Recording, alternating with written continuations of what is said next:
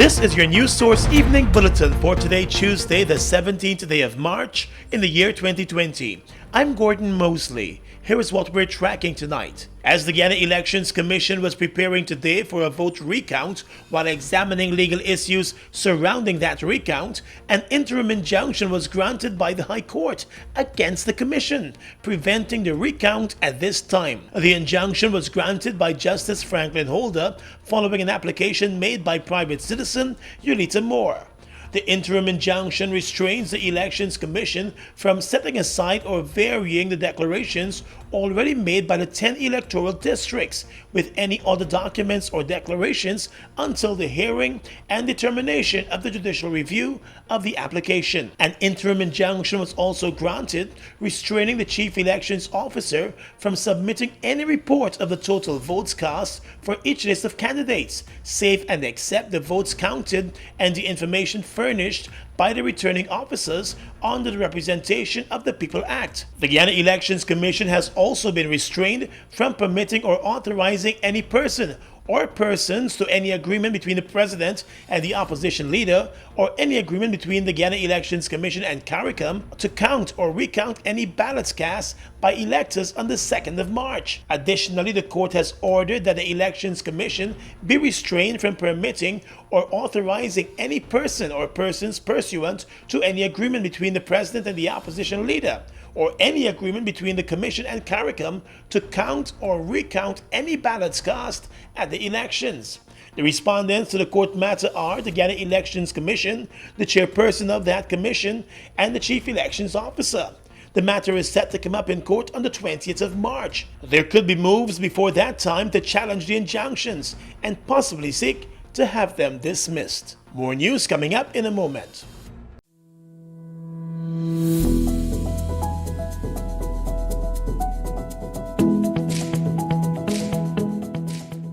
There are several measures you can adopt to protect yourself and others from getting the new coronavirus. Frequently clean your hands by using an alcohol-based hand rub product like a gel, or wash your hands with soap and water. When coughing and sneezing, cover your mouth and nose with flexed elbow like this, or use a tissue. If you use a tissue, discard it immediately into a closed bin. Avoid close contact with anyone that has fever and cough. And if you have fever, cough, and difficulty breathing, seek medical care early and share information about any recent travels with your healthcare provider. If you just have mild respiratory symptoms and no specific travel history, carefully follow the precautions I just explained and make sure you stay home until recovery. If you need more information on how to protect yourself from the new coronavirus, check the WHO website at who.int.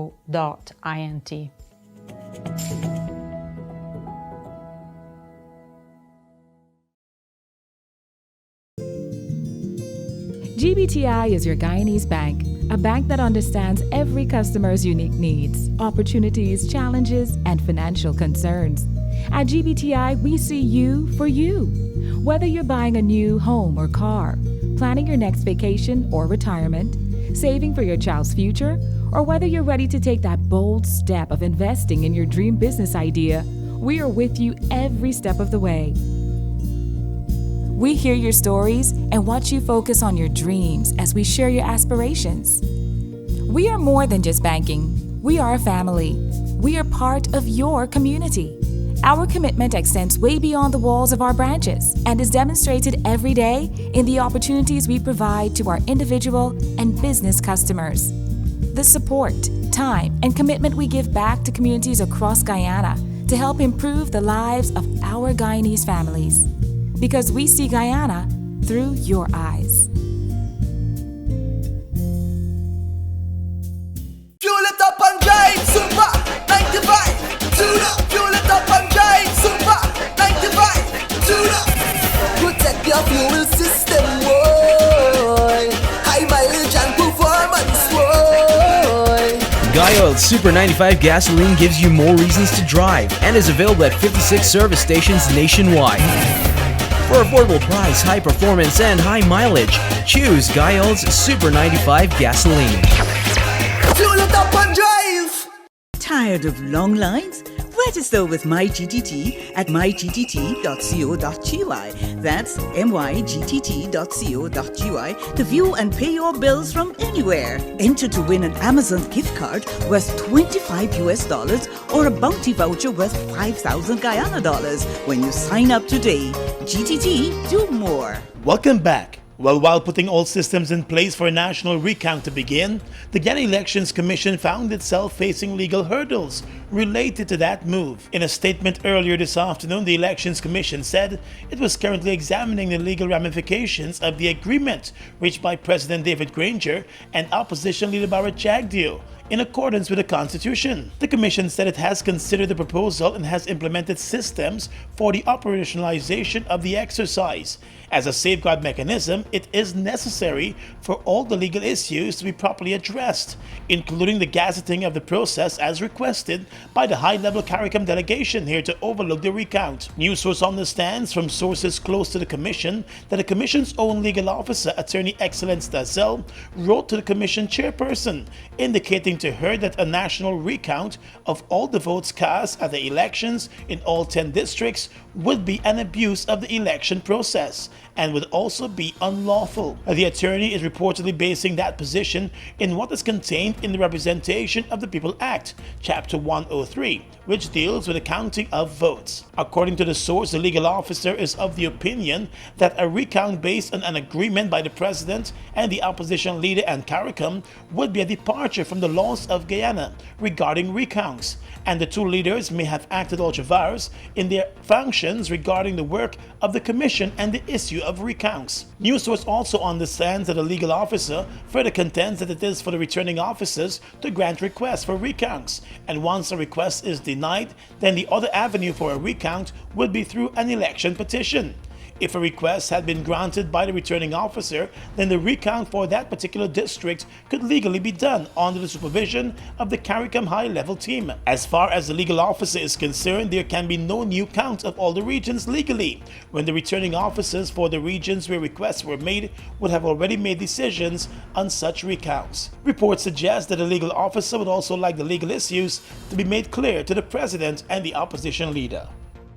Let's tell you now that the U.S. Secretary of State Mike Pompeo used part of his press briefing today at the State Department in Washington to make it clear that the U.S. continues to pay close attention to the electoral matters in Guyana. Mr. Pompeo, who is the most senior U.S. official to comment on the issue, said the U.S. could roll out a series of consequences against the beneficiaries of electoral fraud in Guyana. The United States is closely monitoring the tabulation of votes in Guyana, the election took place back on March 2nd. We joined the OAS, the Commonwealth, EU, CARICOM, and other democratic partners in calling for an accurate count. We commend CARICOM's role in seeking a swift democratic resolution, and it's important to note that the individuals who seek to benefit from electoral fraud and form illegitimate governments, regimes will be subject to a variety of serious consequences from the United States. Pompeo did not offer details on the type of consequences, but noted that the U.S. supports CARICOM's involvement in bringing closure to the issue and ensuring an accurate count. The U.S. has been issuing a number of statements since the 2nd of March elections, raising questions about the credibility of the elections and the need for a proper count and tabulation of the Region 4 votes. Since Pompeo's statement today, the Supreme Court in Guyana granted an interim injunction blocking the Guyana Elections Commission from going ahead with a recount based on an agreement between the President and the opposition leader. The Guyana Elections Commission was also locked in meetings today, looking at the possible legal ramifications of going ahead with a recount based on an agreement between the two leaders. GCOM's own legal advisor has warned the Commission that any national recount based on the agreement between the two leaders would be unlawful. Turning now to issues related to the coronavirus. The Civil Aviation Authority this afternoon announced that a decision has been made to close the Cheddi Jagan International Airport at Tamari and the Eugene F. Correa Airport at Ogle to all international flights for 14 days. The move is in response to concerns about the coronavirus in Guyana. At a press conference this afternoon, Director General of the Civil Aviation Authority, Egbert Field, said the closures will take effect from Wednesday at midnight and will remain in place for 2 weeks. The Civil Aviation Authority, in order to slow the process of this virus and in consultation with the Ministry of Health, has decided to, with the approval of the Cabinet Task Force, to close their airports to all international flights, except for outgoing flights, cargo flights, medevac flights, or technical stops. These are aircraft which would require fuel and would make a technical stop to proceed onward to another destination. We've also made an exception for special authorized flights. Mr. Field said while local air travel will still be allowed, those will be closely monitored. He said his department has been working closely with the Ministry of Public Health on the issue. In cases where arriving passengers might have been exposed to the coronavirus, the Civil Aviation Authority has been providing the Health Ministry with the contact information for those passengers. We are on both fronts at the airport, the Cheddi Jagan International Airport and the Ogle International Airport. The authority has been conducting inspections, ensuring that the necessary pieces of equipment such as temperature sensors, etc., and working closely with the Center of Disaster Control and also the Ministry of Health. Guyana has joined Trinidad and Tobago and Suriname in closing off the airports to international flights. Already, American Airlines suspended its service to Guyana and a number of other countries as it steps up precautions against the coronavirus. With the closure of the two airports, the region's two main carriers, Caribbean Airlines and Liat, are expected to face major setbacks. Both airlines operate multiple daily flights into Guyana. Let's tell you now that the three family members from the east coast of Demerara who tested positive for the coronavirus have been moved to one of the 4 quarantine facilities set up by the Ministry of Public Health, and they'll have to remain there until they overcome the virus. The 3 are related to the first coronavirus victim, who died last week at the Georgetown Hospital. A decision was made yesterday to move all 3 of the victims to mandatory quarantine after reports surfaced that they were not following the advice for self-quarantine. Public Health Minister Valda Lawrence told a media briefing this afternoon that 4 quarantine sites have been set up for the coronavirus victims, and moving forward, anyone who tests positive for the coronavirus will face mandatory quarantine instead of self-quarantine at home. That all of those persons are now within the facilities manned by the Ministry of Public Health. And we will continue now that we have those 4 facilities up and running. And so as of today, any new suspected case, any new persons that would have been in contact or in an area where we suspect that they may have been exposed, there is no more self-quarantine. All quarantine will now be done at the Ministry of Health facilities. And the health minister said her ministry has no plans to release the personal information about the victims or where they might be in quarantine, since their privacy ought to be respected. The Ministry of Public Health, we have a responsibility to every person who enters into our facilities to ensure that we protect their information, protect their status, and protect any matters pertaining to their request for services.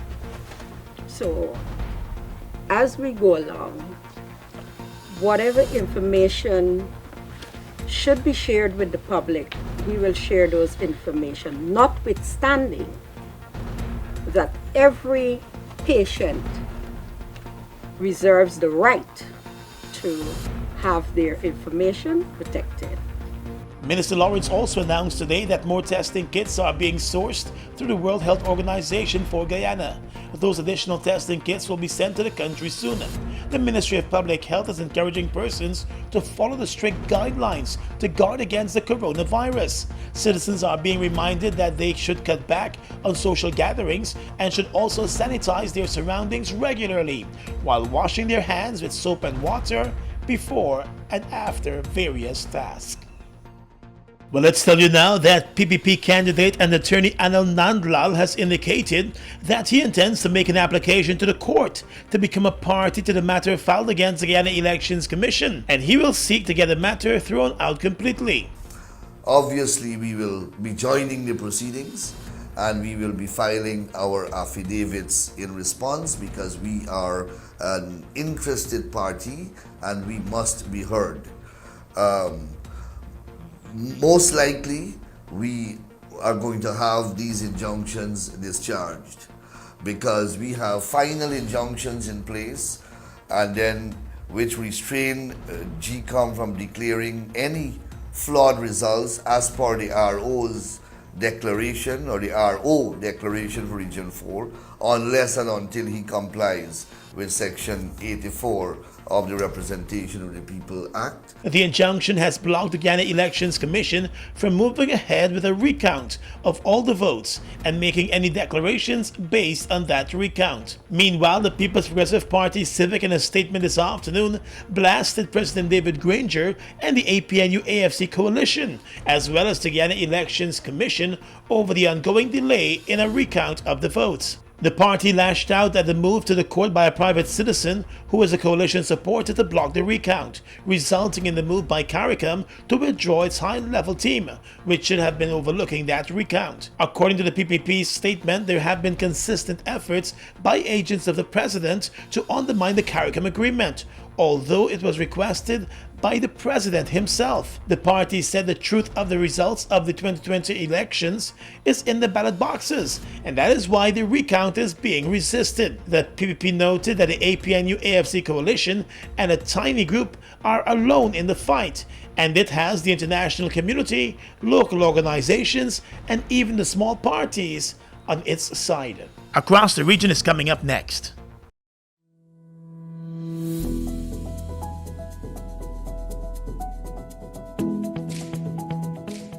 Medical masks like this one cannot protect against the new coronavirus when used alone.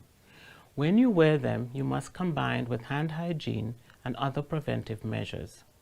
WHO only recommends the use of masks in specific cases.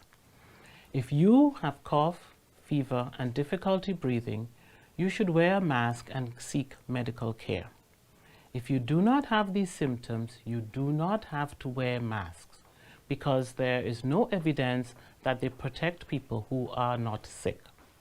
However, if you are healthy, but you are taking care of a person who may be infected with the new coronavirus, then you should wear a mask whenever you are in the same room with that person. And remember, if you choose to wear a mask, use it and discard it properly, and clean your hands with alcohol hand rub or soap and water.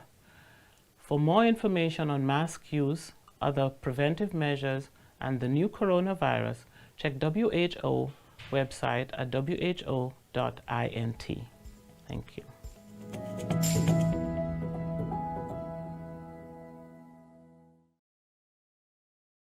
They've made a positive impact on the heavy-duty transportation industry in Guyana since they've arrived. Guyanese are amazed at their power, durability, efficiency, and superior handling capabilities.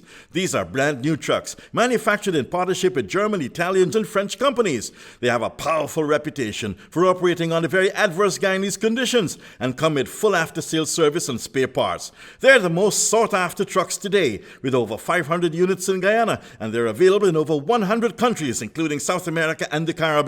Be smart. Buy brand new ST Howo trucks today. Call 608-4998 and arrange for an inspection at ST Truck Guyana Incorporated, Block B, Public Road, Covenant, East Bank, Demerara. We are legions of men standing strong, but never too proud to stoop and help someone. We must send a clear signal to all.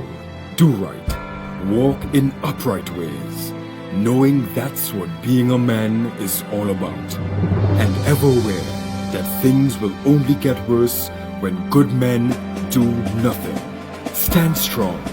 Be the one to live right. Falls, a trademark of China's Zhanghao Incorporated, located at Land of Cane in East Bank, Demerara, was incorporated in April of 2013, with over $10 billion Guyana dollars invested in a state-of-the-art 100,000 barrel fuel storage facility, a modern service station, an office complex, and a modern wharf that can berth international vessels. Having no association with any other fuel company, Falls imports its own fuel, which meets quality specifications, has all the legal permits, and is in compliance with international requirements. Its bulk facility can load 8 trucks simultaneously at a rate of 1,000 liters per minute, while the service station can service 12 cars at a time using computerized fuel pumps, which can facilitate the use of ATM cards.